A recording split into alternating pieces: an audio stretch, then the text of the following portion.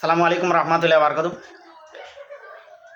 হাদিস মেসকাত 2091 নম্বরে হাদিস হযরত আয়েশা রাদিয়াল্লাহু আনহা থেকে বর্ণিত। তিনি বর্ণনা করেন, একদা আমি রাসূল সাল্লাল্লাহু আলাইহি ওয়াসাল্লাম জিজ্ঞাসা করলাম, ইয়া রাসূলুল্লাহ, আমি যদি লাইলাতুল কদর পেয়ে যাই আল্লাহর কাছে কি বলে দোয়া করব? তিনি আল্লাহর কাছে এই বলে দোয়া চাইতে বললেন, আল্লাহুম্মা ইন্নাকা আফুবুন তুহিব্বুল আফওয়া ফাফু আন্নি।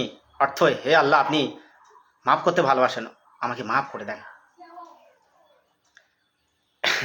হাদিস মেসকাত 2091 নম্বরে হাদিস এবং জামি তিরমিজি 3513 নম্বরে, ইবনে মাজাহ 3850 এবং আহমদের 25384 নম্বরে হাদিস, মুস্তাদরাক হাকিম 1942 এবং সহিহাস 3337 এবং সেই জামি 3391 নম্বরে হাদিস। দেখুন ভাই, বিশ্বাস করুন, আমরা এবাদতে কত বেদাত খাড়া করে ফেলেছি, কিন্তু বিশ্বাস কোরআন আর হাদিসে যেটুকু লেখা আছে সেটুকুই, বাড়াবাড়ি না ছাড়া থাকেন।